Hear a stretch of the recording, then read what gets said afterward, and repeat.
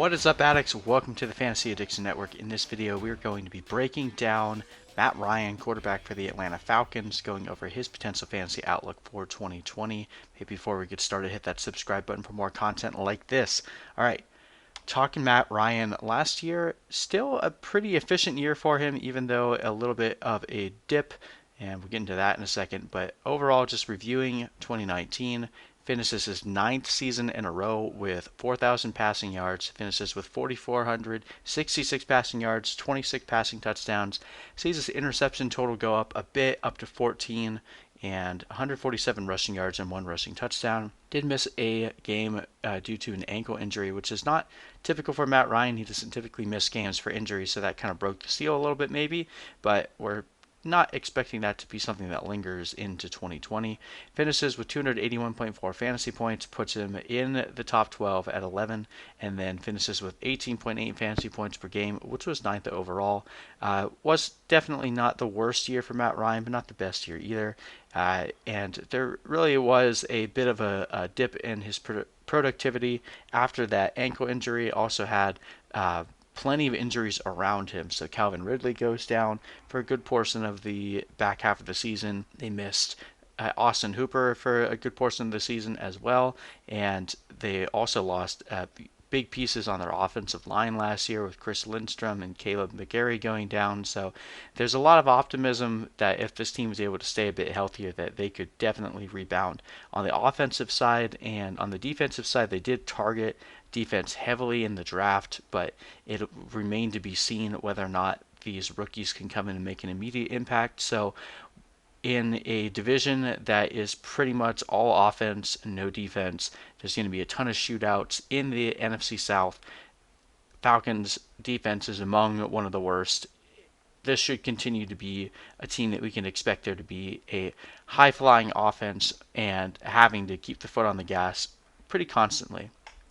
So looking last year, obviously before that ankle injury and before some of these other injuries that we've mentioned, you could see the upside to Matt Ryan. Has 2 games as a top 3 quarterback there in week 5 and week 6, a couple other quarterback 1 weeks, and he has that ankle injury in week 7. Even though he missed 1 game, it's more like he missed 2 because he got hurt in the middle of that game against the Rams, and then coming back 4 straight weeks where he's not even a quarterback 1. Then he picks it back up a little bit towards the end of the year, gets 3 more quarterback 1 week. So you can see the upside to Matt Ryan. And of course, this isn't the type of analysis that really needs to be said, but it's tongue-in-cheek, but something that needs to be looked at. Matt Ryan has, over the past half of the decade, continued this trend of every other year being an absolute stud in fantasy football. Well, last year was his down year. This would be his year to go back.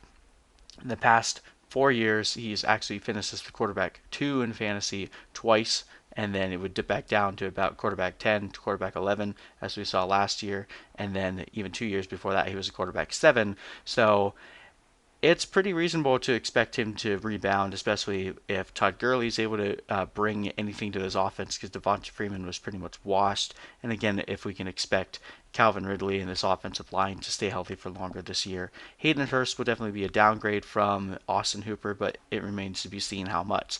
So could be a very exciting year to be a Matt Ryan owner, and he's still going pretty cheap in drafts.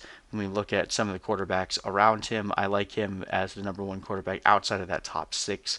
The Mahomes, Lamar Jackson tier, then you got the Kyler Murray, Dak Prescott tier, then you have the Russell Wilson, Deshaun Watson tier. Outside of that, though, it's a pretty big group of guys, and I like Matt Ryan the best of all those guys. So last year, another reason why it's important to have pieces on this team, at least in the passing game. We don't really expect this to change too much, but last year they had the most pass plays per game of any team in the NFL, 45.9. Also, one of the main reasons why Matt Ryan always manages to hit over 4,000 yards. He was number 7 in money throws. Now, here's an interesting factoid that I thought was pretty crazy. He only had 16 interceptable passes, even though he had 14 interceptions. Comparing that to a guy like Carson Wentz that only had 7 interceptions and 25 interceptable passes, it just was an unfortunate year for Matt Ryan.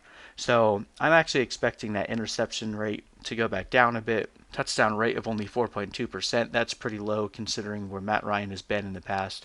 Now, Matt Ryan had a clean pocket completion percentage of 80.4%, which is the third highest in the NFL.